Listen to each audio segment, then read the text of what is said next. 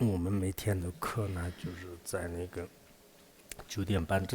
will try to finish our classes each day before 9:30 p.m.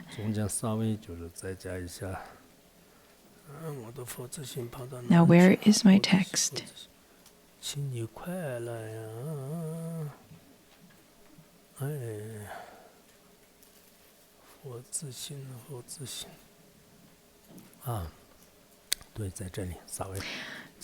Now let's look at this 37 practices of Bodhisattva. I hope the Khenpos and Khenmos at the time of tutoring and mentoring the classes of the wish-fulfilling treasury, you can explain a bit more than the verses. You don't have to necessarily expand the teachings too much. You don't have to teach too extensively. I think this time is really a particular opportunity for you to create an auspicious connection to the disciples, to the seven treasuries, that is.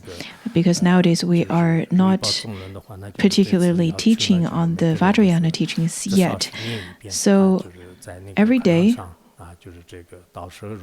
we will give the teachings for about 5 minutes, for example, on the stanzas. And if you have very limited time, at least you should ask everyone to read it once.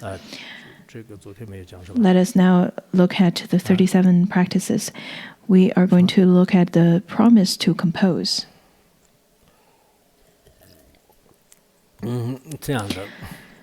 The perfectly enlightened one sources of benefit and happiness appear from having accomplished the holy Dharma. Since that accomplishment depends on knowing the practices, I will here explain the practice of Bodhisattvas. This part talks about the importance of the 37 practices of Bodhisattva. The reason of Gyaltse Tokme composed this particular text. The perfect enlightened ones are those who have become the source of temporary benefit and ultimate bliss. From what cause did they appear? In the context of training on the path, they appeared solely from having practiced the holy Dharma of the great vehicle in the correct manner. Without practicing on the Mahayana, there is no way to obtain the source of coming to full enlightenment. And let's continue to look at that. You may then ask, how is that? At the very outset, they bring forth a mind that is basically great compassion. Therefore, they would gather the accumulation which are compressed of the 6 paramitas, the aspect of means generosity and so forth, as well as the aspects of knowledge that realizes all phenomena to be without a self-nature. All such qualities depend exclusively on knowing how to practice. Therefore, for those who wish to train on the path of great vehicle in order to achieve Buddhahood, the following promise is made. In order to encourage the ones to practice on the path of Mahayana, here he talked about the intention, the aspiration, as well as the actual activity of Mahayana. This is why I had added this particular class into our daily classes. I think we practice up on the 37 practices every day, and people tend to use it as a part of your daily chants as well. By relying on the 37 practices, I'm sure you will generate a true bodhicitta in your mind. As a genuine great master, like such, he composed this commentary, and this author was the reincarnation of Pontsum Rinpoche in the past. Though I don't have the oral transmission, but I have a transmission as a translator. Now that concludes the promise of I shall explain the training in the motivation and conduct of bodhisattvas just as it appears appears in the Pitakas and Tripitakas of the Great Vehicle and in the commentary of their intent. Furthermore, from the enlightenment of Vairocana, the author here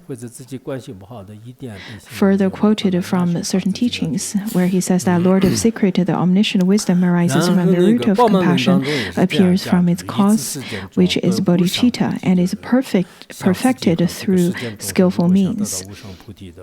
It's quite essential for us to develop compassion if we were to be very partial to the sentient beings, if we were to be kind to the ones who are kind to us, but not to the ones that's not, then what's the point of practicing any of the more advanced practices? Also, from the precious garland of the middle way, he said that when I myself and the whole world aspire to attain unsurpassable enlightenment, its root is the mind of enlightenment, as stable as Mount Meru. Compassion that pervades in all directions and wisdom not dependent upon duality. As to the reason why this great being Gyaltse Tokme is capable of explaining the practices of the Bodhisattvas to the others, the qualification for composing such treatises are complete since he relied upon numerous teachers. Mainly, he relied on 40 great spiritual teachers. He would describe them as in so and so that is prolific in understanding so and so shastras. He would describe them in those ways.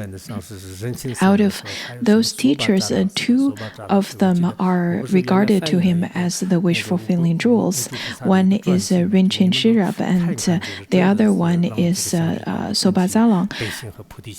These are all recorded in the biography of Gyaltse Tokme.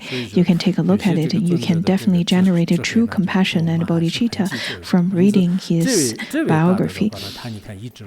Since Gyaltse Tokme was praised by great masters such as Ponso Rinpoche, I think we can also take a look at the teachings and biography of those great masters. And he continued to say that he became learned in the ocean like Mahayana scriptures, beheld the face of his special deity, and so forth. In particular, he is capable because, as is described in his life story, he himself trained in all aspects of the conduct of bodhisattvas in correct manner. He practiced all of the actions of bodhisattvas in places such as a cave called Rinchen Cave, and many of the temples over here had been there. He actually trained in all of the aspects he preached over here.